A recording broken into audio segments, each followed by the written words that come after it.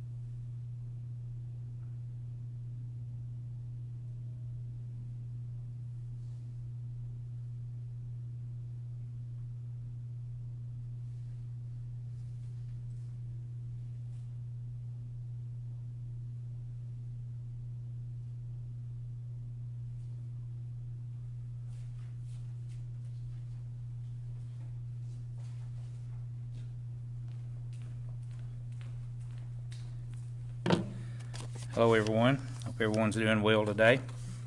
Got quite a bit to go over today, and I have a representative from our city police department and of course our schools here today. Alex may be running a little bit late. He's got some issues going on there he's tending to. To start off on our talking points here, I signed an updated declaration of emergency yesterday.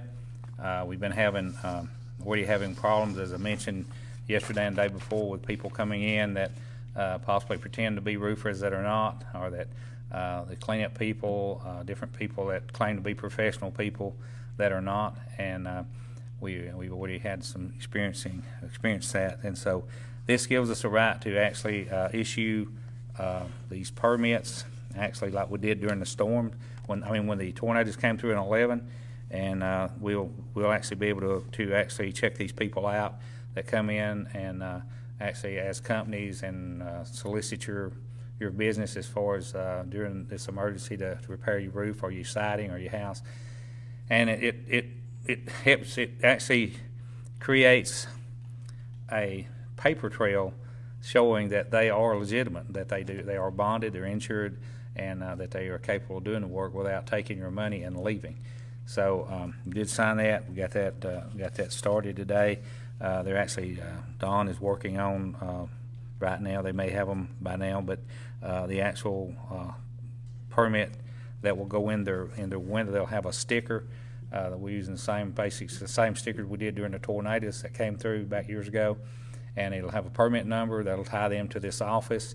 And when they come up, if you have a question, they'll also have an ID type thing there to show you that they are cleared through the commission office. And this is just to protect you and protect us. and everyone there involved. Now this will not pertain to people that's coming in that your uncle or your brother or whatever's helping you. That's different. That's totally different. These are people that come in that say they're legitimate and they're really not. And we had a ton of that happen back during the tornadoes, and we've already seen it happen several times, like I said. Also, in our areas that we have closed down, except for the residents and the people that are working, we've got these right here. These are disaster volunteer cards that we're going to hand out. These are people that's helping, and they can put them up in their dash. They'll be very visible. That way, when they're in there working, there'll be officers and people who are enforcing this will be able to see that, they're supposed to be there. Also, we do have these if you want them. These are we handed these out too back during the tornado. This is a disaster homeowner permit. This shows that you are a homeowner in that, whether you're on Gulch Road or whether you're over in the canyon, over there in Canyon Estates.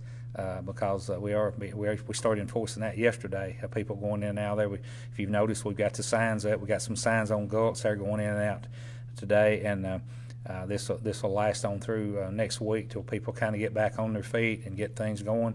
Because we just had so many people. It's just unreal. People going in and out there that were nothing but in the way there. All they were in there to do was to take pictures, and we're just looking. And so we're handling that.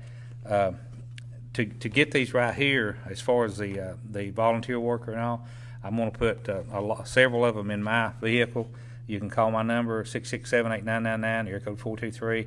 I'll bring them over to the subdivision. I'm going to try to go over there in just a little while, and I'll start handing them out.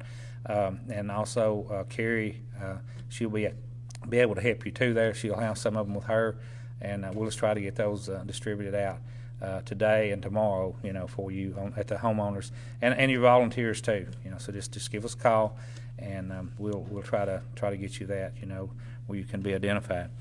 And I mentioned, okay, we do have the signs up on Gulch Road. We got those finally today. On the actual state that's helping the state of Georgia, I've had some people that from yesterday that they just can't understand why we've got state trucks on county roads. Well, they're voluntarily helping us. It's not that is, I guess, part of your tax money. It is, but it's the state helping us. We didn't hire these people to come in here. They came in here, the commissioner over the DOT, and they've put these people in here. And thank the Lord for that, because it's really saving us a tremendous amount of work. This cleanup is going to go on for weeks and weeks and weeks, but the 7 days that we've got these people in here, which will end Sunday, they're working from daylight to dark, and and we're just so thankful to have them. So it's not something that we actually hired them to come in and do. This is part of the state aid that we're getting from the state of Georgia, and that's the same way with the forestry. When forestry sent us a strike team in here, those guys came in here and they're working just like right side by side with the state. I do want to mention again, for those of you who didn't hear me yesterday, we are keeping the actual brush pit over there open 7 days a week from dark to dark. If you're doing the work yourself, got any hauling, you'll be able to go in now there all day, 7 days a week. And we're working. Our crew also is working 7 days. We're working from daylight to dark. So just if you've got any questions, please call us. I've had very few complaints, I say, but I have had some people that kind of. But it's strange, the people that complain are not the people that's really hurting right now. That's what's so strange. It's not the people over here that really got hit with this tornado and these winds, but it's people out there. I guess they just won't complain. I don't know. I don't understand sometimes. I had a call. Actually, had several calls this morning concerning, and I had a couple yesterday too, concerning the hang glider port on the mountain. We reviewed that, investigated that last week, because, it's not an essential business by any means, but it does come under the governor's recreational, enjoying the outside and recreation. And supposedly they're doing the 6 foot and staying 10 foot. I seen some video that was sent to the different people that they were not yesterday. There's no doubt. Matt Tabor, been in touch with him. He assured me that that's being handled as we speak right now. Actually, he is having his people go out regularly, within hours, go out and if they see people, make sure they're actually social distancing. Of course, the hang gliders, when they actually jump off, they're to themselves, but the complaints also have been having is the people that live on the bluff line up there, and they're concerned because some of the hang gliders are really low to the tree line, and they're actually concerned that possibly they may be contaminated, could be germs spreading or whatever, and whether that can happen or not, I don't know. I don't know really that much, but they're concerned. We've taken it serious. Matt Tabor says that he has issued a warning to the pilots, or to advise the pilots to stay away from the bluff line, and they'll stay anywhere from 200, 300, 500 feet away from it. So that should be taken care of as we speak right now. The question of Cloudland Canyon, we answered that yesterday. Wasn't really the answer that a lot of people wanted, and myself, but they've got a plan in place.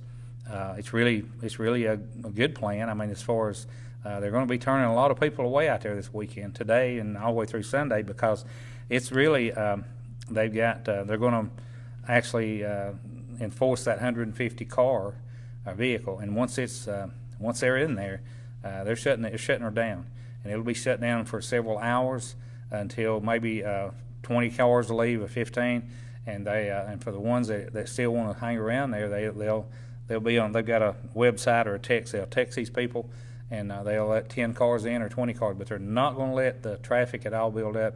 Once it's done, it's shut down. The cars will be turned away out on the road.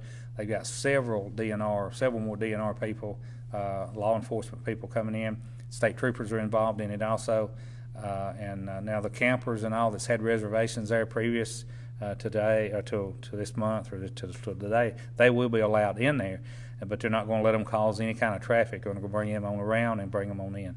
So they've got a kind of a long thought out plan. I hope it works, and we'll just see how this weekend goes. The answer to the hang glider problem, Cloudland Canyon. The permits for the people, we'll get those to you, and don't get all upset if you don't have one this weekend. By Monday, I feel that we'll have everyone over there. One of these homeowners passes, and even if you don't have one, you pull up. Chances are that police officer or that enforcer, they're going to know who you are. But we just want to be sure that if you have one of these in the dash, you can just keep right on going. You won't have to worry about it because it shows that you're legitimate. I had some questions this morning about the lineman school. We've talked about that every day for the last few days, and they are planning on coming back in May. That'll be after the governor supposedly will lift his regulations and all the shelter in place. But they're really going overboard on the boys will be actually confined for 14 days there, and they will have they've ordered 300 tests. The boys and girls, I should say, or men and women, they will be tested and have a negative certificate, to show that they were negative. They're going to keep them. The sheriff's department is going to work with them. Some of the off-duty police officers, they're working with them to keep them to maintain them campus-wise, and actually, whether as far as being out in the public that much, I'm sure they'll have to let them go eat or whatever, and they may be planning on, from what I understand, possibly doing some feeding on premises, but they're going to really, this class here will be like no other one they've ever had.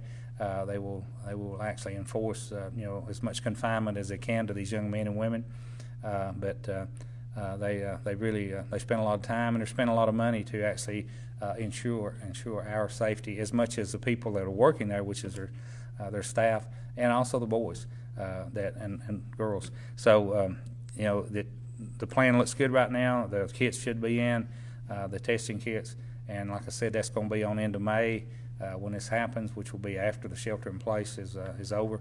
Now, if he extends it, the governor extends this after April the 30th, it could be a whole different thing. I don't know. We'll have to go back and relook at everything because they are considered by the federal government and state, but the federal mainly. They're considered a very crucial part of the actual power transmission group, linemen, and also they do the telecommunications now, which is fiber and all that. And so they do come under that, and that makes them different than Covenant College or any of the other colleges we have around here, really, because they're directly related to these people as far as fulfilling, these slots and all for these people that are out here that were in here the other night fixing our power lines. Let's see if there's anything else now. I just want to warn you. I want to try to warn you and try to stress to you to be careful. Just a minute ago, so we had a call. We sent our ambulances out. If you heard them out, they had a man fall off of a roof over Jackson Street.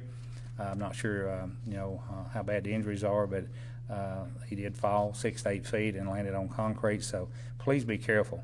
I mean, you can just one split second can change your whole life. And I know we're under an emergency and disaster, and but just take your time and try to watch what you're doing and use common sense. Let me see if there's anything else here. Have I forgotten anything, Carrie? Oh, yeah, I should have known that. I always look at her, and okay, here's another thing, too, besides what you just showed. The actual registration of the building and repair services permit, that's for the contractors that are coming in. It's actually, have you got it up on our website? Okay, it's on our website. These people can pull this up. They can copy it. They can fill it out online. Keep them from having to come in and take their time, because there's quite a bit of information on it that they'll need to show that they are legitimate. So that is already up and running on our website. Let's see here now. Carrie, let me have that copy of that right there where I can read that, because I did leave that one in my office. This is from our ASCS people pertaining to our farmers, people that are actually producers, whether you're cattle, hay, whatever. But this is anyone that pertaining to our farming community, whether it's chickens, grass, hay, or whatever. If you've got any storm damage at all, and you have these forms up? Yes. Okay, you do have them. Okay, she's got these online also. But this is for NRCS people and farmers. And if you got any questions about this, you can call Stephen. He's our ASCS person here. And it's 423-421-2543. And she also has that number under that. So if you've got any of your farmers out there that's got damage and got questions, there is some forms to fill out for that too. I believe that's everything I got other than my report here. I'll go ahead and go into our COVID-19 numbers. Dade County today, we are the same. We still have 7 as we did yesterday.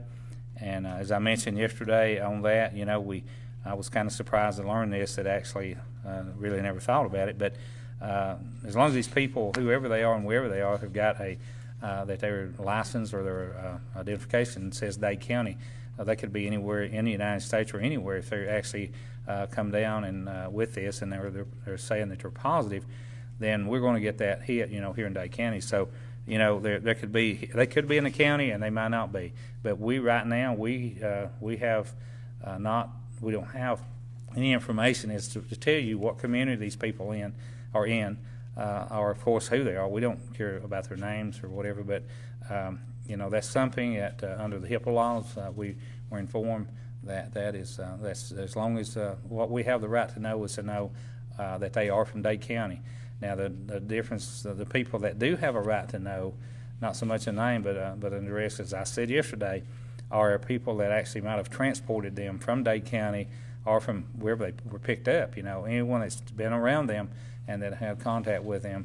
And that there's a process that goes through from the hospitals into the health department, not our local health department, but through the regional health department, and then back to the MS system itself. So that's where that comes from. That way, that those people, and they know whether they've been around these people or have actually touched them.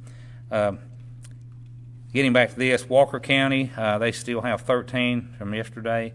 Catoosa County, they stay the same. They have 18. Chattooga, they went up 1. They went from 8 to 9. Whitfield went from 33 to 40. Floyd County, they're still at 121. They've got quite a few over there. 49 to 53 in Gordon County, they're 53. Bartow County, they went from 237 to 242, and they're still There's 255 unknown, from actually the people that are tested positive that are unknown as far as their locations or where they're from. Total in Georgia, we have 650 deaths. That's up from 587 yesterday. So things are still, they're still going up, but hopefully they're getting to that point to level off. In the Tennessee counties, the Hamilton County went from 109 to 110. That's only one, thank goodness. Marion County, which borders us, also they stayed the same. Grundy County, they went up 24 to 25. Sequatchie County, they stayed the same. Midge County, they stayed the same. And Bradley County, they went from 33 to 35. Total deaths in Tennessee is 141. That's up from 135 yesterday. Our local counties in Jackson and DeKalb, the Jackson County, they stayed the same at 32. DeKalb County, they also have 32, so they stayed the same. Just try to keep doing what you're doing. We've got till April 30th till they make a decision whether this shelter in place is going to be extended or not. I don't really know what the governor's got in mind, but try to wear your protection when you're out, your mask if you go to the grocery store. The weather is really pretty out there today. We've got a little rain coming tomorrow, but all in all, it's probably going to be a really pretty weekend until Sunday. But if you're out and going to the grocery store, just try to wear your mask, even if you got a child with you. Do that, or pretty much anywhere you go, because that's coming straight from the CDC. So just try to do what we've been doing. And if you have any questions, you can call me. Try to be there for you or answer your questions. We've got. I know I've left some things out, but I'll think about that in a minute on the end. And if you got any questions, be sure to punch them in here to carry at the end. We'll take questions. I mentioned today and tomorrow, but now Sunday's a different story. Hopefully Alex will be here to go over, kind of a little bit on our weather. We do have a little inclement weather possibly coming in, and stay tuned, to your TV and be sure to pay attention. I don't think it's going to be anything critical like we had Sunday, hopefully, but still could be a lot of rain, and we've already got people out there working and got problems, so it's just going to make things worse. But let me go ahead and bring our representative from the school up here. We have Josh Ingle today, and he's going to bring you some news here, and we'll be right back. And we have Christy with the City of Trenton. Come on in. Thank you, Mr. Rumley. Just to update you on our meals from this past week. We were obviously a little off schedule because of the storms. Our Monday delivery was actually delivered on Tuesday, but we still delivered 2 breakfasts and 2 lunches for the kids. That was 5,168 meals. And then on Wednesday, we delivered or handed out 7,926 meals. And that's equivalent to 3 breakfasts and 3 lunch. So after 4 weeks, we are now at 50,267. And next week, we will be resuming our normal schedule of Monday and Wednesday. Handouts will be again at Dade and Davis Elementary School on Mondays and Wednesdays from 10 to 1. And then the deliveries on the buses will resume their normal schedule on Monday and Wednesday as well. Also, Davis Elementary is currently accepting pre-K applications for any students that are pre-K age. All the forms are on the website. If you go to the Dade County Schools website, and across the top of the page, if you click on Departments and Programs, that will allow you to click on pre-K. And then you can download and print all of the documents that you need and fill those out.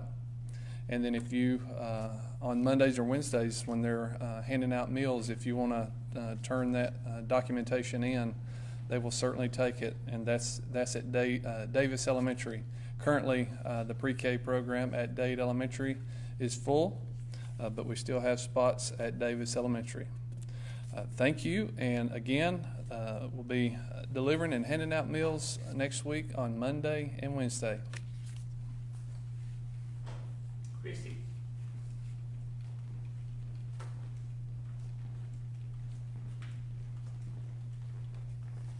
Good afternoon.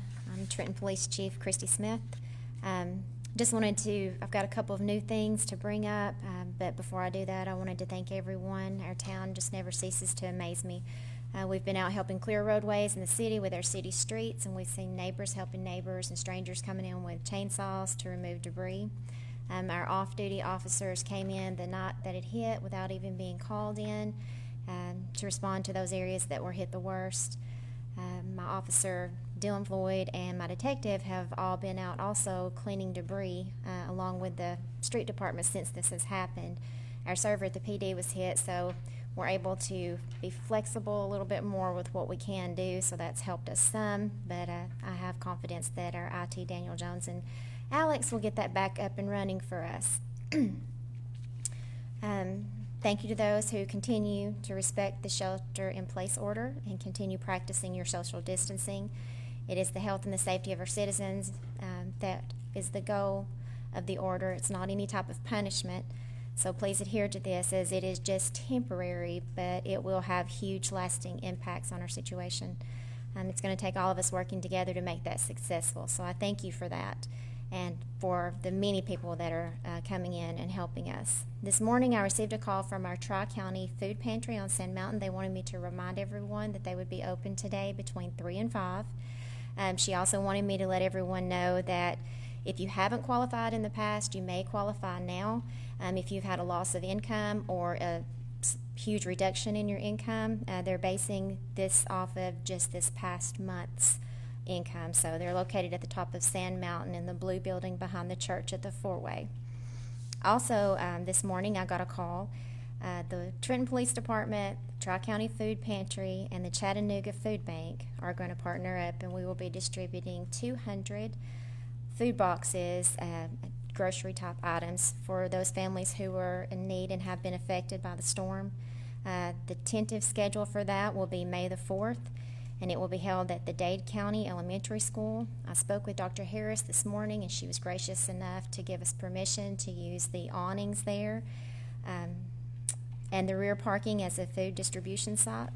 She was also kind enough to reach out to her staff for volunteers. There will be more specific information as it comes in. I'll let you know, so stay tuned to these briefings, and then also you can check out our Facebook page at Trenton Police. I don't want you to worry. They are going to use proper health and safety precautions. You can stay in your vehicles, and they will be delivering and getting your information from you at your cars. The only thing I do know for a fact is you do have to be a Georgia resident to qualify. The volunteers will be taking your household income information as you wait in line. I wanted to let a couple of people know that we are very grateful for their support. Integer has always supported our community, and they have contacted us, and they are in the process of making 2,000 face shields, which are different than the mask, and they are going to give those to the police department, and we are going to distribute those to our first responders, our jail staff, our EMS, our commission office, and some of our court facility, those people who are going to be out there working and in contact with others. Mr. Sam Patel, also the Citgo next door to our City Hall, donated some masks for our officers. And we've also been reached out. Little Caesars has reached out to us, and they're offering to feed us in a couple of weeks. So we really appreciate all the outpouring of kindness. And it's just overwhelming. And I know I've probably said it over and over again, but I just thank you, thank you, thank you. It's not enough to be said. But if you do need anything, if you're struggling with any type of problem during this time, if you're in need of any type of item, household that you desperately need, please call us at the office. You can reach us there at 657-4167, or you can reach out to us by email or our Facebook page. Thank you.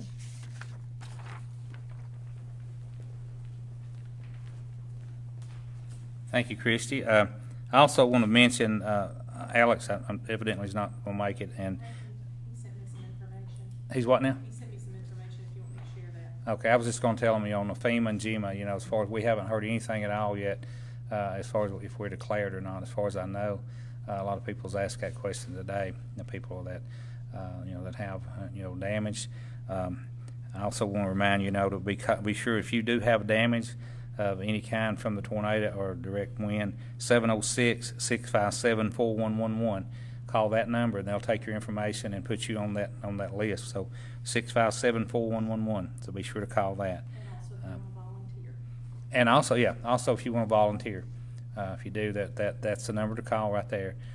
This weekend, there's a lot of people. It's already accepted the plate. A lot of people's got people coming in from families, family members, and they'll be helping them try to clear the debris or get it to the side of the road for them. So there'll be a lot of traffic in and out over there this weekend, all around the Piney area and the Canyon Estates area.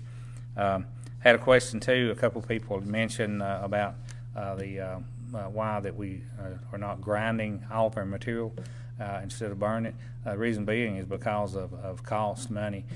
We checked on a grinder back several years ago, and just a used one, the tub mill that we actually looked at, a couple of them, the city and county both together. You're talking well over $500,000, if not more, and that's it was just not feasible, for us to do that. And in a situation like this, company, I did talk to one company that they were right around $18,000 a month for grinding, and with the debris that we kind of estimated we have here, you're talking about months and months of actually grinding to do that. So the biggest thing is we need to get in there and get it done since we've got the help to do it, and it just comes right down to the expense and the money. Just be so expensive, but. Anyway, that hope that answers your question on that, because I don't like burning any more than anybody else. I mean, it's something that, but we're got our back to the wall right now on this right here, as far as the actual cleanup and the debris. Let's see that. Got that. I want to give you the COVID hotline again. We keep saying this; it's online. But if you see anyone in violation of this, that's what this is for. Any company, whatever, any person, it's 1-844-442-2681. That's 1-844-442-2681. And that's I got a call actually from some people there with that, and they man this 24 hours a day, and that was some of the people that had called in about the issue at the hang gliders. And so anyway, that's okay. You got questions, Carrie? The only question we have so far is there a curfew in Dade County? Well, right now, do you have one in the city? Just for teenagers at night, yeah. And pretty much that's what we have right now. I mean, as far as the county goes, we don't, but now, and I think they may be enforcing and have been on the teenager part, at least a question, but that's something we had to go to, during the tornadoes. Because we had a lot. It was a lot wider spread out, and that's something we may have to go to, and that also gives us the right to do that in this declaration also. So we'll cross that bridge when it happens. We'll kind of see how the weekend goes, and we can enforce that immediately if we have to. And as we give these reports every day at 3, and if we have to go into that, we'll go immediately on air, and because that'd be pretty important, and we'll broadcast that and let you know on that. What about Alex? What did he have? You said he had some things that he might want to mention.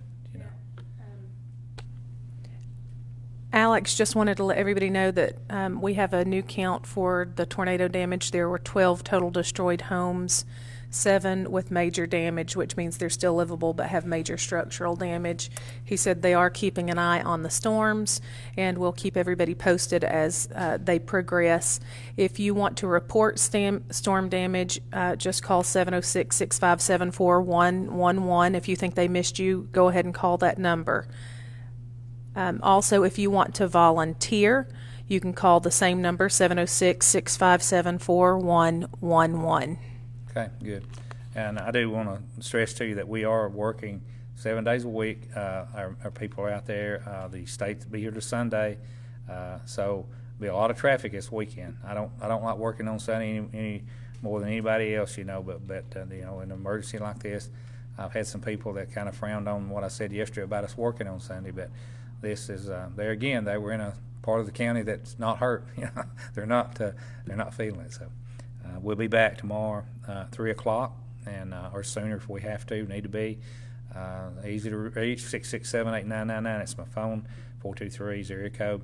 And I'll be out this evening and tomorrow handing out these passes and all.